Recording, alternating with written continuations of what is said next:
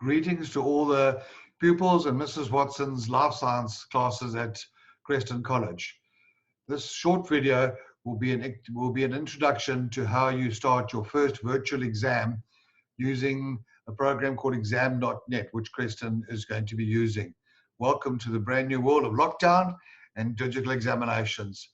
I'm now going to step you through the process. I'm going to share the screen so that you can see the process that goes through. It's very simple, and then I'll give you a brief summary afterwards.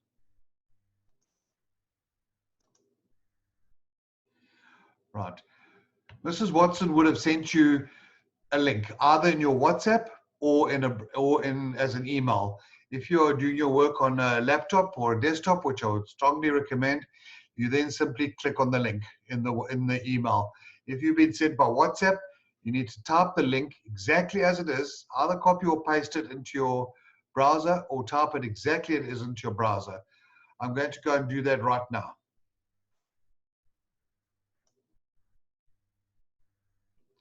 Right, when you've clicked in the browser, this will open up.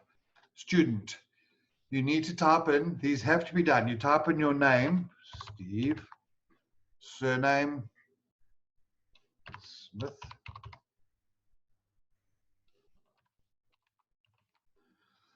class, for example, grade 11, email 1@123.com. Teacher's name in this instance, Mrs. Watson,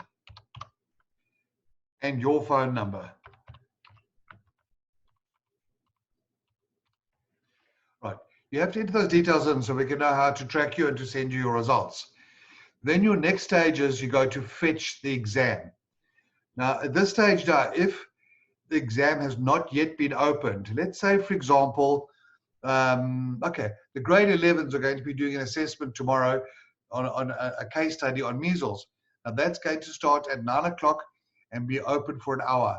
So if the grade 11s, for example, went in tomorrow at 8:45, they get to the stage and they click on fetch the exam, it'll just tell them that the exam is still closed because it'll only start at 9 o'clock. Don't panic, just wait there, be patient. I'm about to say go get a cup of coffee, but that's not allowed, and fetch the exam. The exam is now ready, so I'm going to begin it for you. Right, on the top panel here, see 7 effective ways. There's your question paper, the examination paper. Below that, on the bottom pane, is your answer sheet. This is quite awkward, and based on our experience, it'd be far easier if you just go to the top left here and choose side by side. Now it becomes much easier. You could also take the divider in the middle, click and drag to make the question paper a bit bigger. Now you can scroll up and down the question paper exactly the same as you were turning pages in an examination. Once you come to a question and you wish to answer it, you go across to the right-hand side, the answer panel.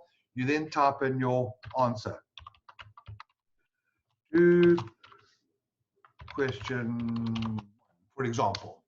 So, whoops, how's my spelling there? I better not send that to Mrs. Watson. She'll have a go at me. Okay, answer to question 1, and so on and so on. Click to exactly the same as your answer sheet that you would have an examination. You have your question paper, and then you have your answer sheet. At least this time you don't have to type your name again on top of your answer sheet. There are some tools up here for actually structuring your text, but you don't have to get too fancy for that. If you go across to the left over here, you need a calculator. Just click on calculator and you'll see it'll bring in a calculator, scientific calculator or a normal calculator.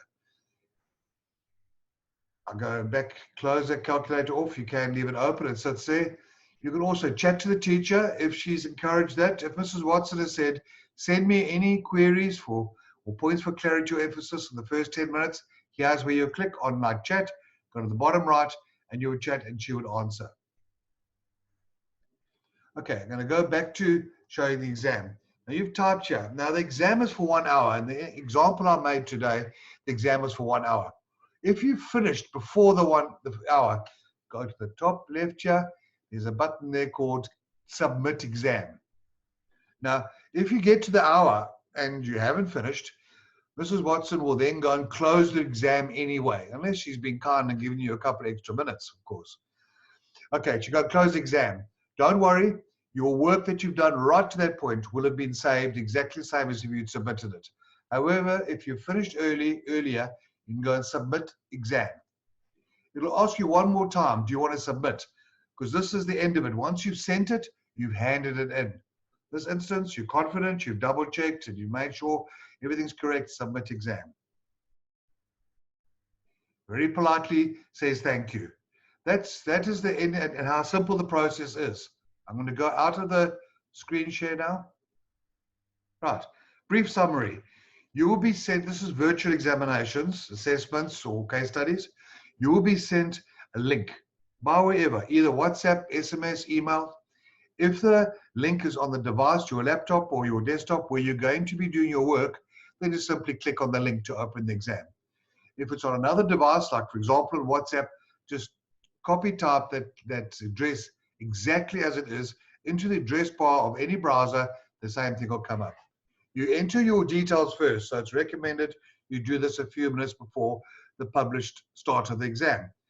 You then start the exam. You press begin the exam. Once you've finished your exam, make very sure that you've done all the answers correctly, then you submit it. But once the time's up, it'll be submitted for you automatically. Well, that's about as easy as it gets. The difficult part is actually doing all the learning, and let's hope Mrs. Watson's always kind with those questions. And I wish you good luck, and good luck with this lockdown and in this very, very different world that we're moving into.